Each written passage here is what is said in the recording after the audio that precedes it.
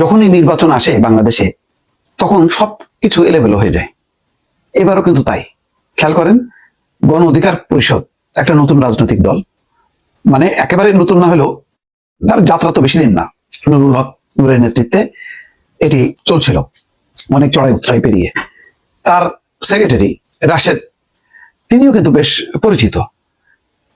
রাশেদ খান মানে শুধু নির্বাচনের জন্য একটা দলের সেক্রেটারি তিনি চলে গেলেন বিএনপিতে ধানের শীষের লড়াই করতে। ধানের শীষের হয়ে তিনি নির্বাচন করবেন। তাহলে দলগুলো যে স্বাবলম্বী হবে তার কোথায়, নমুনা কোথায়, তার চেষ্টা কোথায়? কেউ তো চেষ্টা করছে না।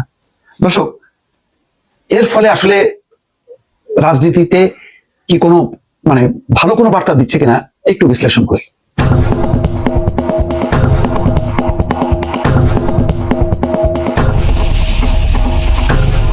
রাশেদ খান একটা দলের সাধারণ সম্পাদক, গণ অধিকার পরিষদ। এই দলটার কিন্তু বেশ একটা জনপ্রিয়তা ছিল নুরুল হক নূরের নেতৃত্বে। এটা মানে একসময় আরো বেশি ছিল, কিন্তু আস্তে আস্তে যেটা হয় প্রচলিত রাজনীতির ভিড়ে, নানা বিতর্কের ভিড়ে এটা আস্তে আস্তে সংকুচিত হয়ে গেছে। এর মধ্যে ওই জাতীয় পার্টির সাথে তাদের বিরোধ, পাল্টাপাল্টি, নুরুল হক নূরের মারাত্মকভাবে আহত হওয়া ঘটনা, এসব মিলায় দলটা বেশ বিতর্কের মধ্যে পড়ে, সমালোচিত হয়, আলোচিত হয়। দুটোই আছে, আলোচনা সমালোচনা দুটোই আছে। এর মধ্যে কি জোট করবে এটা নিয়ে নানা রকম টানাপোড়েন, একবার এনসিপির সাথে, একবার এর সাথে, ওর সাথে। শেষ পর্যন্ত বিএনপি 2টি আসন দিল গণ অধিকার পরিষদকে। খেয়াল করেন, নুরুল হক নূর এবং রাশেদ খান, একটা হচ্ছে পটুয়াখালীতে আর একটা হচ্ছে ঝিনাইদহে। দুই জায়গায় সমস্যা। ওখানে মামুন হাসান, বিএনপির অত্যন্ত জনপ্রিয় ছাত্র দলের ঢাকা বিশ্ববিদ্যালয় শাখার সভাপতি, তিনিও খুবই সম্ভাবনাময়, তিনিও ছাড়ছিল না। ওখানে একটা উত্তেজনা ছিল। এই উত্তেজনার কারণে নুরুল হক নূর বেশ ক্ষুব্ধ ছিলেন। ফলে তিনি এককভাবে নির্বাচন করবেন, 300 আসনে প্রার্থী দেবেন, এমন একটি আওয়াজ। শেষ পর্যন্ত 2টা আসন, কিন্তু সেই বিরোধ কিন্তু থেকে গেল। আবার ঝিনাইদহ যে আসন থেকে সেই আসনে প্রবলভাবে কাফনের কাপড় পরে মিছিল হচ্ছে, এবং তার মধ্যে আবার পদত্যাগ করলেন তিনি। তাহলে গণ অধিকার পরিষদকে দেওয়া হলো 2টা, কিন্তু ধানের শীষ প্রতীক নিয়ে নির্বাচন না করে মানে হাঁটতে হবে বা প্রতিকূল পরিস্থিতির মধ্যে পড়তে হবে রাশেদ খানকে, সেই কারণে তিনি ত্যাগ করলেন গণ অধিকার পরিষদে। তাহলে গণ অধিকার পরিষদের মতন একটা দল এই পর্যায়ে এসেও সে স্বাধীন স্বতন্ত্রভাবে যে দাঁড়াবে তার কিন্তু নমুনা পাওয়া গেল না।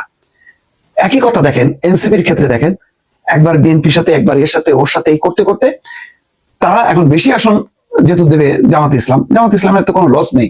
সেখানে 30টা আসন দিলেও ওই জামাতের উপর ভর করেই কিন্তু এনসিপি কে চলতে হবে, এবং জামাতের রাজনীতি কিন্তু সেখানে নষ্ট হবে না।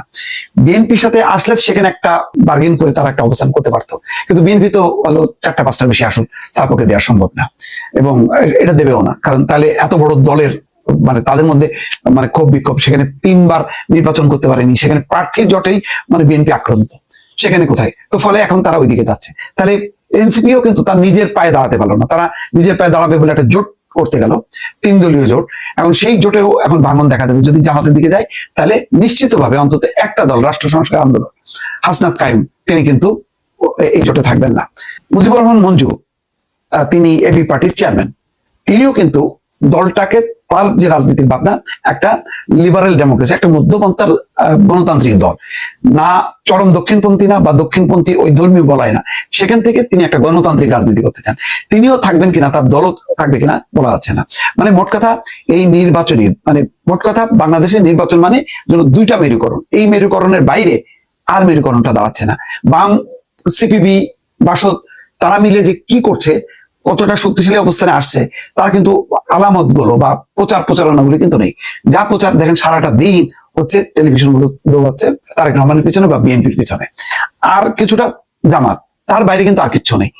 এই প্রচার এবং এই মানে কি বলে জনস্রোত বা কি বলবো যে দ্বিমুখী একটি পরিস্থিতির মধ্যে কিন্তু আসলে চিড়ে চাপটা হয়ে যাচ্ছে। অন্য রাজনৈতিক দলগুলো কিন্তু হারায় যাচ্ছে, অস্তিত্ব হারায় যাচ্ছে। অস্তিত্ব হারানোর পথে 1 বছর হইতে না হইতে এনসিপি এখন নাই হওয়ার মতন জায়গায় চলে আসতেছে।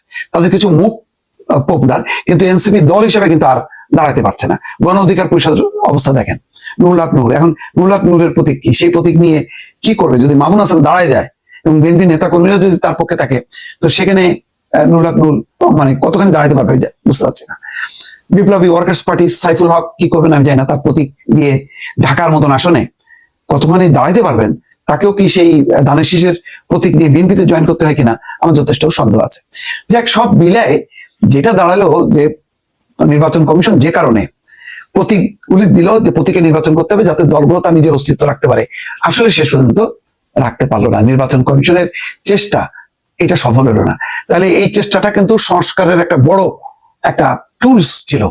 তাহলে রাজনৈতিক দলগুলো যে সংস্কার করতে করতে মাথা কুটলো, তো নিজেরাই তো সেই সংস্কারগুলো মানলো না। নিজেরা যে স্বাবলম্বী হয়ে নির্বাচন করবে, পরাজয়টা বরণ করবে, সেই পরাজয় বরণ করার মতন মানসিক অবস্থাটা নিল না, অথচ তারা এই সংস্কার করে 8টা মাস অতিক্রম করলো।